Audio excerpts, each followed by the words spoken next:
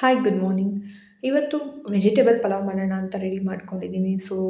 ಸ್ವಲ್ಪ ಕಾಯಿ, ಆನಿಯನ್, ಹಸಿಮೆಣಸಿನ್ಕಾಯಿ, ಏಲಕ್ಕಿ, ಚಕ್ಕೆ, ಲವಂಗ, ಶುಂಠಿ, ಬೆಳ್ಳುಳ್ಳಿ, ಅನಾನಸ್ ಹೂವು ಅದು ಹಾಕಿದ್ರೆ ಸ್ವಲ್ಪ ಫ್ಲೇವರ್ ಚೆನ್ನಾಗಿರುತ್ತೆ. ಸ್ವಲ್ಪ ಎಣ್ಣೆಲಿ ಫ್ರೈ ಮಾಡ್ಕೊಳ್ಳೋಣ. ಫಸ್ಟಿಗೆ ಸ್ಪೈಸಸ್ ಎಲ್ಲ ಸ್ವಲ್ಪ ಫ್ರೈ ಮಾಡ್ಕೊಳ್ಳೋಣ. ಮತ್ತು ಹಸಿಮೆಣಸಿನ್ಕಾಯಿ ಈ ಕೆಲವೊಬ್ಬರಿಗೆ ಹಸಿಮೆಣಸಿನ್ಕಾಯಿ ತಿಂದರೆ ಸ್ವಲ್ಪ ಪ್ರಾಬ್ಲಮ್ ಆಗುತ್ತೆ ಅಂತ ಹೇಳೋರಿಗೆ ಸ್ವಲ್ಪ ಎಣ್ಣೆಲಿ ಹುರ್ದು ಹಾಕಿದ್ರೆ ಗ್ಯಾಸ್ಟ್ರಿಕ್ ಪ್ರಾಬ್ಲಮ್ ಆ ಥರ ಎಲ್ಲ ಏನೂ ಬರಲ್ಲ. ಸೊ ಸ್ವಲ್ಪ ಹುರ್ಕೊಳ್ಳೋಣ ಆ್ಯಂಡ್ ಸ್ವಲ್ಪ ಡಾರ್ಕ್ ಆದರೆ ಸಾಕು. ಮತ್ತು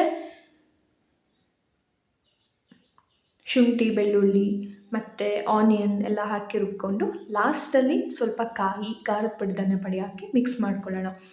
ಮತ್ತು ಅದು ಫುಲ್ ತಣ್ಣಗಾದಮೇಲೆ ಸ್ವಲ್ಪ ಪುದೀನ ಸೊಪ್ಪು ಮತ್ತು ಕೊತ್ತಂಬರಿ ಸೊಪ್ಪು ಹಾಕಬೇಕು. ಅದು ಬಿಸಿಲೇ ಹಾಕಿದ್ರೆ ಕಪ್ಪಾಗಿಬಿಡುತ್ತೆ, ಮಸಾಲೆ ಫುಲ್ ಕಪ್ಪಾಗುತ್ತೆ.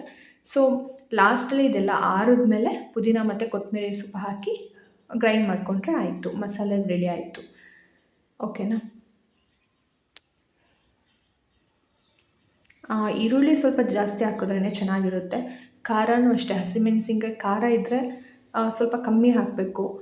ಸೊ ಖಾರ ಬೇಕು ಅಂತ ಹೇಳಿದ್ರೆ ಜಾಸ್ತಿ ಹಾಕ್ಕೊಬೋದು. ಸ್ವಲ್ಪ ಖಾರದ ಪುಡಿನ ಹಾಕಿರ್ತೀವಲ್ಲ, ಸೊ ಹಸಿಮೆಣಸಿನ್ಕಾಯಿ ಸ್ವಲ್ಪ ಕಮ್ಮಿ ಹಾಕಿದ್ರೇ ಚೆನ್ನಾಗಿರುತ್ತೆ.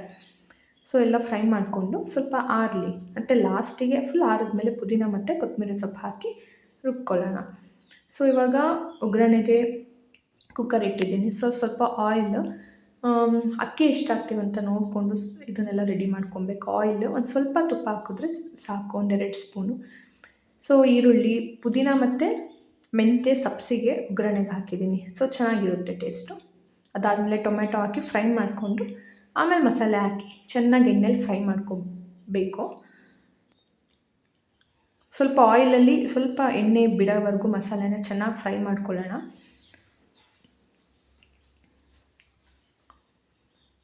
ಇಲ್ಲಾಂದರೆ ಸ್ವಲ್ಪ ಹಸಿ ಹಸಿ ಥರ ಇರುತ್ತೆ ಮಸಾಲೆ. ಅದಕ್ಕೋಸ್ಕರ ಚೆನ್ನಾಗಿ ಆಯಿಲಲ್ಲಿ ಫ್ರೈ ಮಾಡಿಕೊಂಡು ಸ್ವಲ್ಪ ನೀರು ಹಾಕ್ಕೊಂಡು ಸ್ವಲ್ಪ ಕುದಿಸಿದ್ರೆ ಸಾಕು. ಕುದೀತಾ ಇದೆ ನೋಡಿ. ಆಮೇಲೆ ವೆಜಿಟೇಬಲ್ಸ್ನ ಬೀನ್ಸ್ ಮತ್ತು ಕ್ಯಾರೆಟ್ ಎರಡೇ ವೆಜಿಟೇಬಲ್ಸ್ ತೊಗೊಂಡಿದ್ದೀನಿ. ಯಾಕಂದರೆ ಸೊಪ್ಪೆಲ್ಲ ಹಾಕಿರ್ತೀವಲ್ಲ, ಸಾಕು 2 ವೆಜಿಟೇಬಲ್ಸ್. ಚೆನ್ನಾಗಿ ವಾಶ್ ಮಾಡಿಕೊಂಡು ಮಸಾಲೆಗೆ ಹಾಕಿದ್ರೆ ಸಾಕು, ಅದು ಬೆಂದರೆ ಸಾಕಾಗುತ್ತೆ. ಸೊ ಕ್ಯಾರೆಟ್ ಮತ್ತು ಬೀನ್ಸ್ನ ಹಾಕಿ ಸ್ವಲ್ಪ ಬೇಯಿಸಿದ್ರೆ ಸಾಕು.